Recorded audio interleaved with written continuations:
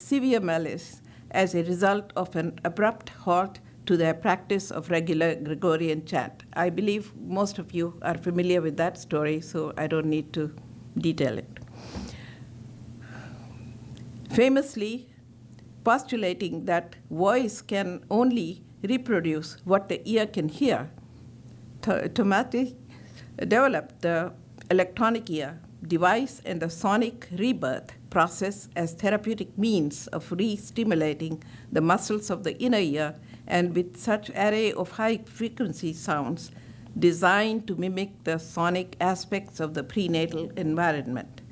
The purpose was to produce sounds capable of recharging the brain. As Michel Gaynor, MD, mentions in Sounds of Healing. You know, as an anesthesiologist, I have often reflected on this process. The sound, hearing begins inside the uterus, and the uterine environment is water. And the baby, which is most familiar with maternal sounds, hasn't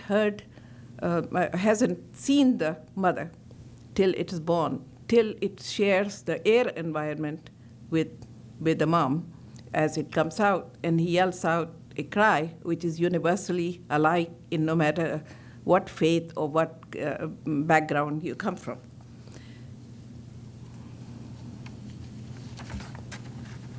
And the human being as a receiving antenna. The picture is awesome, that you can see all the antenna going up everywhere. The universe of sound in which the embryo is submerged is remarkably rich in sound qualities of every kind, and then its mother's voice asserts itself in this context, a noise in the form of a coded message of exceptional quality by his or her very structure. The human being is a kind of receiving antenna of self-expressive universe which reveals its true presence. The human being is plunged into an apparently limitless environment, the true manifestation of an unfathomable presence which everything reveals, which everything registers as its phenomenological answer. In short, I prefer to say that it is only God who speaks, and human beings exist to translate this message. Very awkwardly, it's true, into human language, says Alfred Tomatis.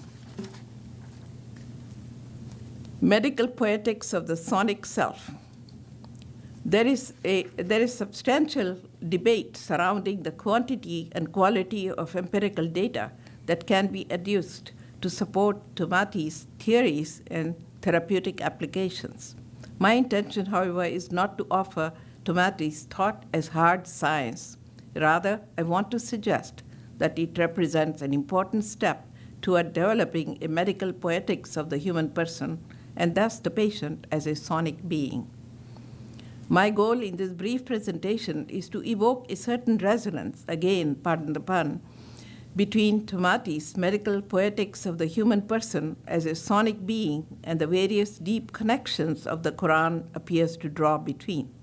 Itself as sonic revelation, the healing effects of its own message and sounds, and its basic premise that we human beings connect to God and to one another through our shared capacity to be, in Tomatis' language, receiving antenna of a self-expressive universe which reveals its true presence. In closing, responding to the body's possibilities with sacred sounds, an important anecdote from my clinical experience is my witness of an agitated patient on a ventilator whose unstable vital signs leveled with the recitation of the Quran. This is a friend who was in intensive care with encephalitis on machines. And by chance, his imam was visiting him, and he recited some surahs from the Quran, and his vital signs settled down. And it was an amazing thing. And another doctor friend who was there tried it out in a couple of days, and that same effect was observed. I cannot help but reflect on my colleague, Dr. Janko's observations regarding the capacity of music, and especially sacred music, to recontextualize and defragment our life experiences. Number 3, what can be more decontextualizing and fragmenting than illness and a hospital stay in responding to the limits and possibilities of the body, our conference theme? Should we not be exploring more deeply as healthcare professionals concerned with the spiritual integration and well-being of our patients? The role sound, and especially sacred sound, can and ought to play in holistic healing. This is amazing. A message in itself from that face. Yeah. Many say life entered the human body by the help of music, but the truth is that life is music. Thank you.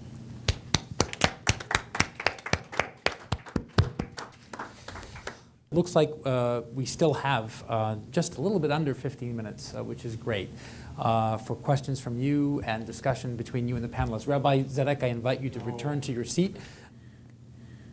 I actually work at University of Chicago. I'm a nurse practitioner in geriatric oncology. And years ago, I had a patient come in post-stroke. And he was really depressed, and he was aphasic and couldn't, had very little speech. And he wasn't doing well in speech therapy. And I just had this intuitive thought to get him singing. And I couldn't believe. He happened to be Baptist. So I was talking to him and I said, I want you to go in the bathroom and close the door, and you put the music on and you start singing. And first he started smiling and laughing when I was suggesting this as part of his treatment plan. And he started doing it, and I couldn't believe how he started evolving with speech and with just more self-confidence. And it was like his quality of life started improving. And as a provider, I just think to myself, it's more important now than ever to get more integrative with our approaches and to get all the healing modalities we can that don't cause any side effects. Right? So I'm one of the Coleman Fellows, and I had a grant last year. So I put together a pilot program for oncology nurses for spirituality and healing. And part of it, I broke it into 6 1.5-hour intervals. We did it right at U of C in the chapel. And I had music and spirituality as one, and I kept the same core group, and they loved it. I had art and spirituality also, where we worked on some mandalas, and I had dance. Will you forgive me for interrupting, because I want us to get as many commentaries sure. as we can, but I do think that one of the keys is, first of all, if 20 years from today, if someone listens to this, I want them to know this was an ironic comment. What you said would only work for Baptists. Second, much more substantively, in fact, an anecdote. In 1973 was the last time I was in hospital, and for myself, as opposed to visiting the hospitals regularly. And a person came to see me whom I didn't even like, and I wouldn't let them leave the room. And I never forgot that experience in my rabbinate. The reason I didn't want them to leave is it was the first person I encountered who treated me as a person as opposed to a symptom or an illness or a body part.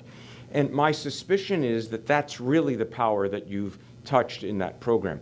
How do we treat and respond to persons as opposed to treat symptoms? Thank you. Steve, do you have any comments you'd like to make? Or?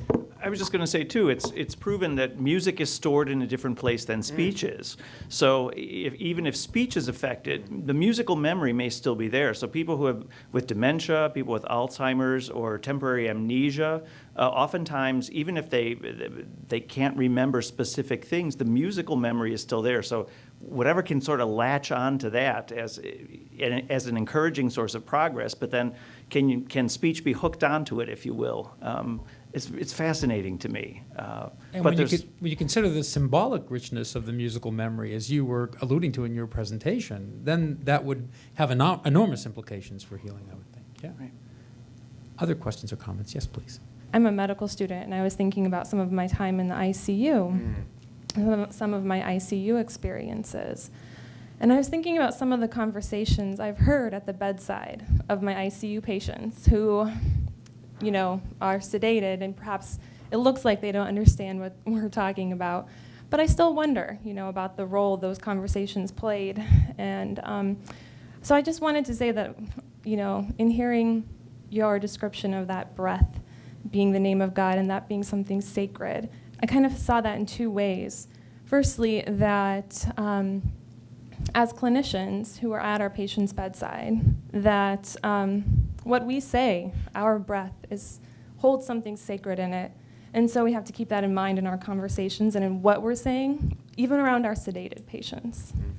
And I also was just thinking that as we are in the room with our patients, and as they are breathing, and as we are holding those difficult conversations with family members, that we have to see that our patients who are sedated and hooked up to all these tubes are holding something sacred because they're holding on to that breath. So I just wanted to thank you for kind of, you know, making that connection for me. Thank you very much. Do people still read Norman Cousins? Yes. Yeah. Well, in his second book, as opposed to, what was the title of the first book? Anatomy of an Illness. But in his second book called The Healing Heart, he talks about the experience you described, ironically again, in this way. There was a gentleman in the intensive care unit had suffered severe heart damage, unconscious. The doctor was making grand rounds, and the doctor said, sadly, he has a galloping third beat, which is a really bad thing, right? The guy recovered. And he responded, I knew I was going to get well when I heard I had a galloping third beat because I thought of horses and strength and we're going to get well. No one knew he was hearing what was registering, but I think your comment and that reflection is exactly the right point. And but even when people aren't unconscious, don't we so often ignore them? You make a very interesting point about hearing, and I have been a regular preacher in the operating room to my students and fellow residents, and sometimes even fellow faculty, that you have to be mindful as the patient is going to sleep and waking up. Both times the hearing is in other words, the hearing is last to go as the patient undergoes anesthesia and is first to come back.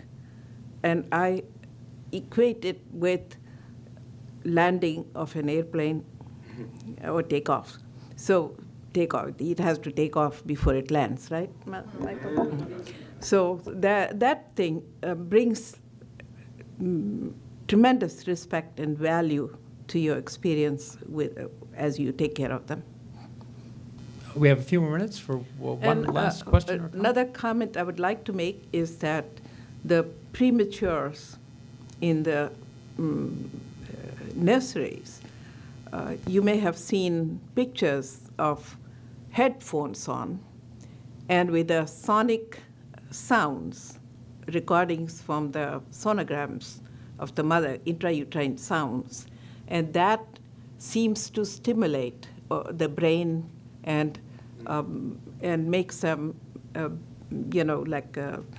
maturing of the brain cells or a lot of more neurons being formed progress normally. Well, on behalf of the panel, let me thank you all for giving your time and energy to attend, and please thank the panelists for me. Thank you.